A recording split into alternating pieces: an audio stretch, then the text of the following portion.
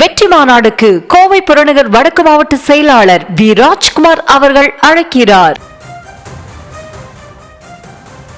அண்மை செய்தி. தாவேகா மாநாட்டு பந்தலில் கொளுத்தும் வெயில் காரணமாக 3 தொண்டர்கள் மயக்கம் என ஒரு அண்மை செய்தியை தற்போது பார்த்து வருகிறோம்.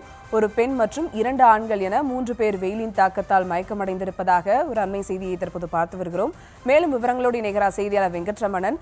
வணக்கம் வெங்கட்ரமணன். தாவேகா தொண்டர்கள் 3 பேர் வெயிலின் காரணமாக மயக்கம் என ஒரு அண்மை செய்தியை பார்த்தோம். மேலும் விவரங்கள். வணக்கம். தமிழக வெற்றி கழகத்துடைய 2வது மாநில மாநாடு மதுரை பாரபத்தியில் இன்று நடைபெறுவது ஒட்டி காலை முதலே தொண்டர்களுடைய வருகை என்பது அதிக அளவு இருக்கிறது.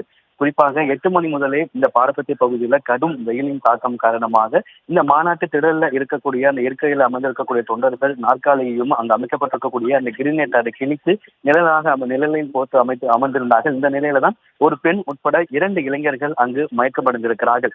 வெயிலின் தாக்கத்தின் காரணமாக 3 நபர்கள் மாநாட்டு திடல்ல மயக்கமடைந்திருக்கிறார்கள். மயக்கமடைந்த நபர்களை அருகே இருக்கக்கூடிய மருத்துவ குழு முகாம்களை தற்பொழுது அவர்கள் அங்கு சிகிச்சை என்பது வழங்கப்பட்டு வருகிறது. இந்த வெயிலின் தாக்கம் அதிகமாக இருக்கும் என முன்கூட்டியே கணிக்கப்பட்டதன் காரணமாக தான் ஒவ்வொரு இருக்கைக்கு அருகேயுமே கிட்டத்தட்ட மருத்துவ குழு என்பது அமைக்கப்பட்டிருக்கிறது. குறிப்பாக அதாவது இடதுபுறம் 30 பாக்ஸ், வலதுபுறம் 30 பாக்ஸ் அப்படிங்கிற இருக்கை ஆல்ரெடி பிளான் செய்யப்பட்டிருந்தது. ஒவ்வொரு அந்த பாக்ஸுக்கு பக்கத்திலேயே மருத்துவ முகாம் என்பது அமைக்கப்பட்டிருக்கிறது.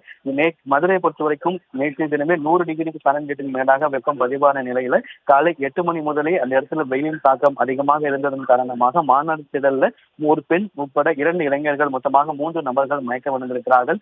மயக்கமடைந்த நபர்களை தற்பொழுது இந்த திடல் பகுதியில் இருக்கக்கூடிய மருத்துவ குழு முகாம்களை தற்பொழுது அவர்களுக்கு அந்த முதலுதவி சிகிச்சை என்பது வழங்கப்பட்டு வருகிறது. ஏற்கனவே ஒரு புறம் குடிநீர் தீர்ந்ததாக காலையிலே ஒரு குற்றச்சாட்டு முன்வைக்கப்பட்டது. கடந்த முதல் மாநாட்டில் என்ன பிரச்சனை இருந்ததோ அதே பிரச்சனை தான் தற்பொழுது 2வது மாநாட்டிலும் தொடர்கிறது. குடிநீர் மற்றும் வெயிலுடைய தாக்கம் இரண்டும் மிகப்பெரிய ஒரு சவாலாக இருக்கிறது. நேரம் செல்ல செல்ல மதுரை பாரபத்திய பகுதிகளில் வெயிலின் தாக்கம் என்பது மேலும் அதிகரிக்கக்கூடும் என்பதால தொண்டர்களிடையே அந்த வெயிலின் தாக்கம் அதனை எப்படி அவர்கள் சமாளிக்கப் போகிறார்கள் என்கின்ற ஒரு கேள்வியும் இருந்திருக்கிறது. மயக்கமடைந்த 3 நபர்களும் அந்த மருத்துவ முகாம்கள்ல அவர்களுக்கு முதலுதவி சிகிச்சை என்பது வழங்கப்பட்டிருக்கிறது.